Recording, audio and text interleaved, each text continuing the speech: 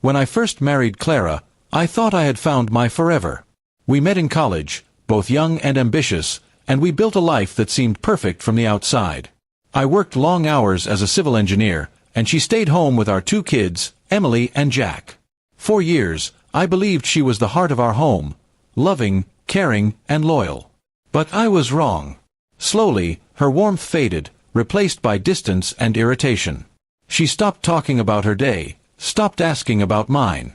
I thought it was just stress, never realizing betrayal was hiding behind her silence. One evening, I came home early from a business trip, hoping to surprise her. Instead, I found the surprise waiting for me. There was a car parked outside our house that I didn't recognize. Inside, Clara was sitting close to a man I'd never met, laughing in a way she hadn't done with me in months. They didn't even notice me standing there until I dropped my suitcase. Her expression froze. His smirk told me everything I needed to know. She didn't deny it. She just said, "It's not what it looks like," but it was exactly that. After that night, she moved out within a week. She said she needed space to think. That space turned out to be her new boyfriend's apartment, a man named Marcus. He was flashy, overconfident, and younger than me by almost 10 years. I kept calm for the kids, trying to avoid a messy fight, but inside, I was burning. She told the kids that Marcus was a friend at first, but soon enough, she stopped pretending. She told me she was happier than ever and that Marcus truly understood her. I stayed quiet. A few weeks later, things took a darker turn. Clara came by the house to pick up some of her things, and during that visit, she dropped a bombshell. "Marcus and I are moving in together," she said proudly. "He loves Emily and Jack like his own. He even said he might adopt them someday." I stood there frozen, her words echoing in my head. Adopt my kids? She had no right even to think that. My blood boiled, but I didn't show it. I just nodded and said, "Good for you." Inside, I was already planning my next move. That night, I sat in silence after putting the kids to bed. I realized that while she was busy chasing excitement, I had something far stronger: truth and patience. Over the years, I had built financial stability for us, and everything, including the house, car, and savings, was under my name. Clara had walked out without understanding what she had given up. That was the leverage I needed. The next day, I contacted my lawyer. I gathered every record I could: her text messages, photos from mutual friends, and even a few social media posts where she and Marcus weren't as discreet as they thought. The lawyer was calm but firm. "You have a strong case for full custody," he said, "especially if she's living with someone unstable or uncommitted." It was the first time in weeks I felt like I could breathe.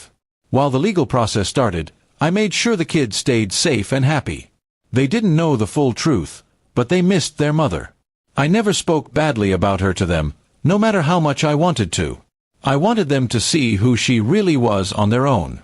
And eventually, they did. Clara and Marcus's relationship began to fall apart fast. Constant fights, social media drama, and financial issues. She tried to hide it, but word got around. A week later, she called me in tears. "He's not the man I thought he was," she sobbed. "Can we talk?" I agreed to meet her, not because I wanted her back, but because I wanted closure. When we met, she admitted Marcus had been using her, taking money, lying, even cheating. The irony almost made me laugh. I just sat there, calm and distant, as she begged for sympathy. I told her, "You made your choice. Now you live with it." 2 days later, my lawyer called. The court had ruled in my favor. I was granted full custody of Emily and Jack. Clara was allowed visitation only under specific conditions. I felt relief flood over me. My kids were safe, and justice had finally found its way. I didn't celebrate loudly. I simply hugged my children and told them everything would be okay. When Clara found out, she lost it. She accused me of turning the kids against her, of being manipulative. But the truth was simple: I didn't need to destroy her. She did that all by herself. Her betrayal, her lies, her reckless choices, they had all come back to haunt her. Marcus was gone, her money was gone, and her reputation had taken a hit. Months passed, and I built a new rhythm with my kids.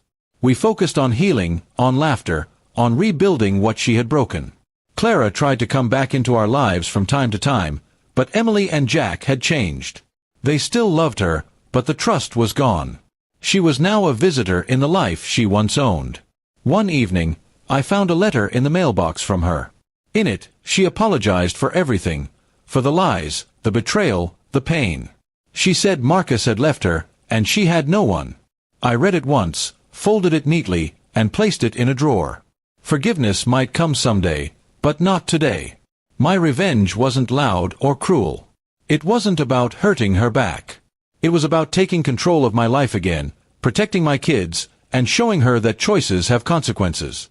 She thought she could replace me easily, but in the end, she replaced her happiness with regret. Now, when I look back, I realize I didn't lose anything. I gained peace, strength, and a new beginning. Clara lost the family she took for granted.